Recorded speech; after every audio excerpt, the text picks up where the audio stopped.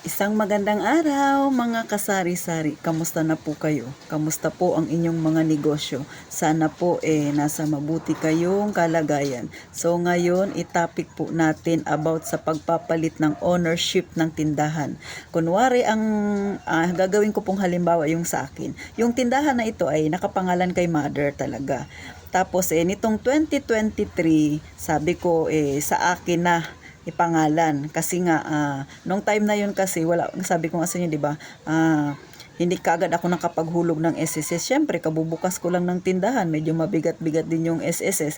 Nung time na yun si mother ay hindi pa senior, so sa kanya ko muna ipinangalan kasi nga naghuhulog siya ng SSS kasi kailangan yun naka-attach din yung mga certificate na yun tsaka PhilHealth.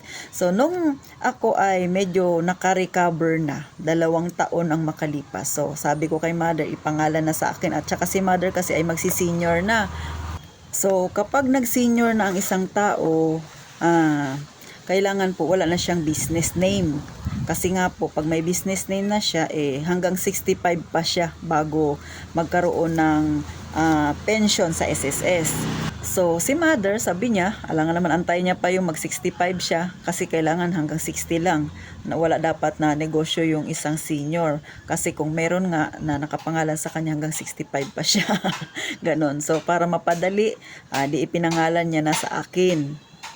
So, ganun po. Ngayon, syempre, ililipat na ngayon yung pangalan ng tindahan sa akin. So, ano ba ang mga gagawin, mga kasari? Huwag nyo na lang intindihin yung ingay na naririnig ninyo. Maingay talaga yung kapitbahay namin.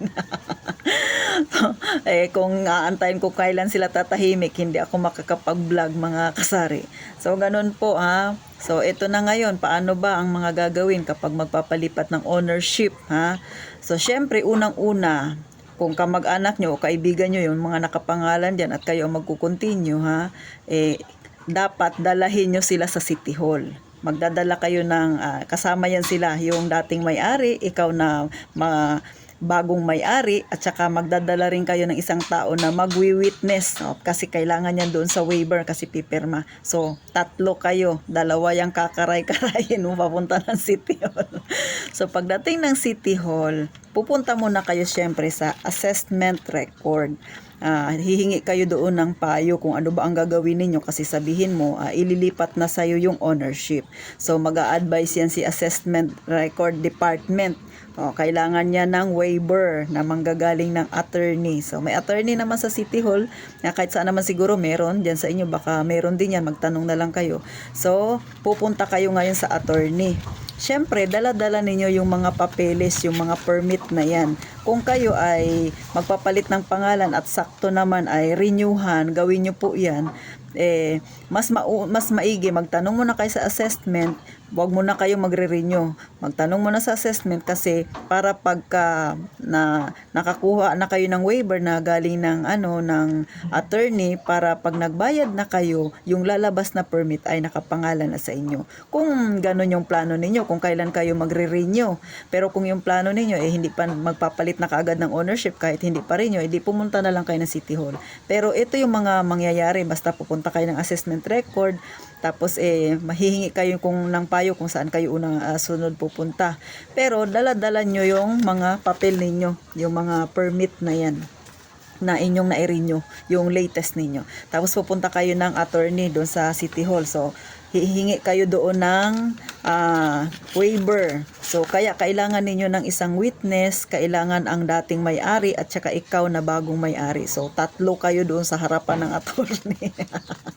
Siyempre, dapat may valid ID ka. Pati yung magwi-witness, dapat yan may mga valid ID, at saka yung dating owner, padalahin mo sila ng valid ID.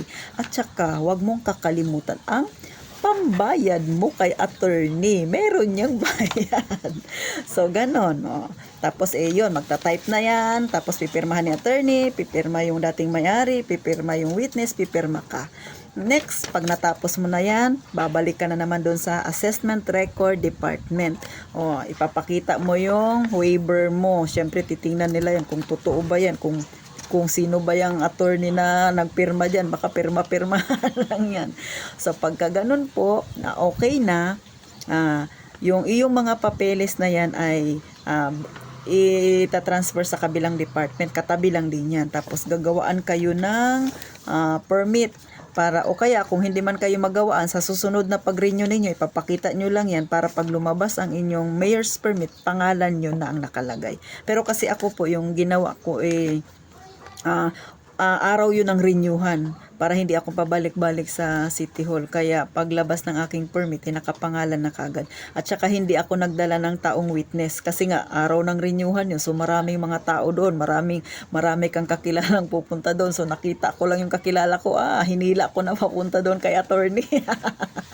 So ganon ang nangyari mga kasari. So syempre, pag may negosyo ka, medyo makapal ang ating mukha mga kasari. So ganon lang po. So sana po ay napangiti ko kayo. At sana nalinawan kayo sa simpleng pagpapaliwanag ko.